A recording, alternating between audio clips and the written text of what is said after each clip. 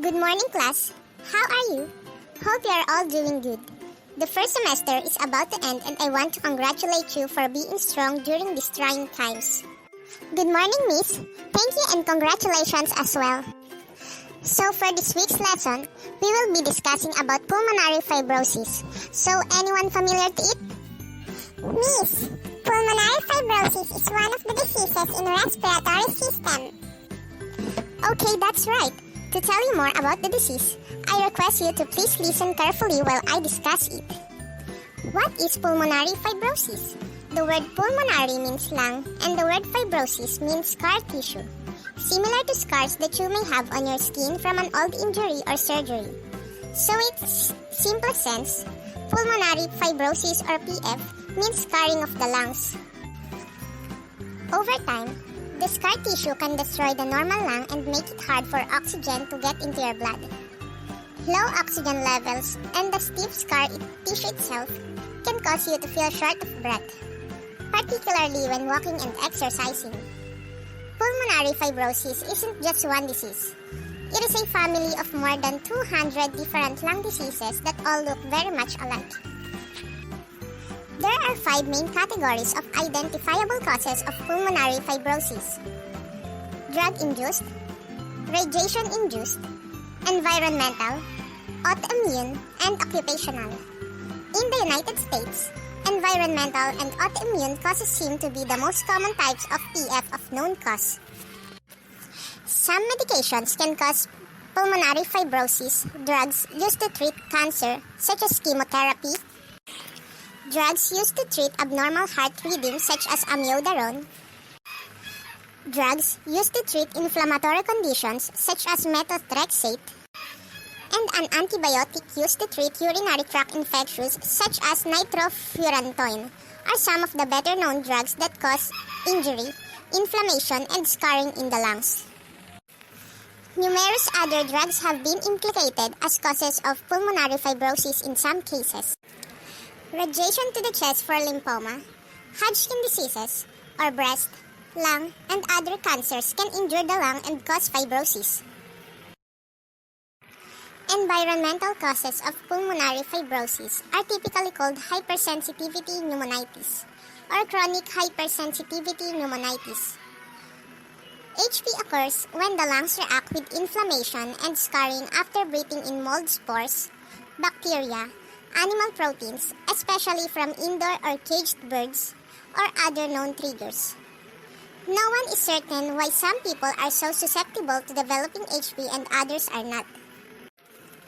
Autoimmune diseases are also called connective tissue diseases, collagen vascular diseases, or rheumatologic diseases. Auto means self and immune refers to your immune system. So if you have an autoimmune disease affecting your lungs, it means that your body's immune system is attacking your lungs.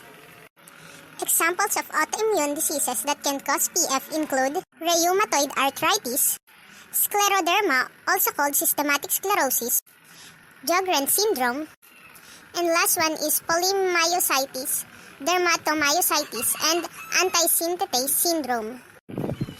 Any questions so far? Ma'am. Yes, Alexa? Is PF hereditary? Yes, but in most cases, it is not as straightforward as inheriting blue eyes or red hair. There are 3 different scenarios. Did the genes I inherited from my parents contribute to pulmonary fibrosis even if I am the only one in my family with pulmonary fibrosis? Yes, the risk of developing most human diseases is influenced by the genes you inherited from your parents. There have been several genes identified that appear to increase the risk of developing pulmonary fibrosis when an abnormal form of the gene is inherited. There are no official medical guidelines on whether or not genetic testing should be performed if you have pulmonary fibrosis. Although in some cases, your doctor might wish to test you for one or more abnormal forms of these genes. Can pulmonary fibrosis run in the family? Yes. Anywhere from 3 to 20% of people with pulmonary fibrosis have another family member with pulmonary fibrosis. But this doesn't mean that up to 20% of your family members will develop pulmonary fibrosis. In most cases, the chance that one of your family members will develop pulmonary fibrosis is very low. We encourage you to talk to your doctor or to a genetic counselor about the chances that one of your family members will develop pulmonary fibrosis.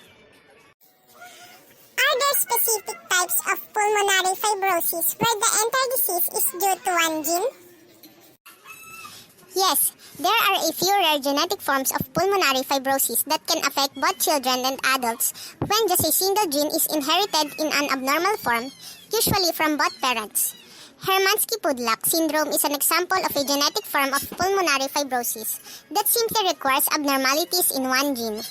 People living with Hermansky-Pudlak syndrome often also have very light skin pigmentation due to low levels of melanin in their skin, and bleeding problems due to poorly functioning platelets in their blood. Dyskeratosis congenita is another example of a genetic form of pulmonary fibrosis that can be accompanied by poorly growing fingernails.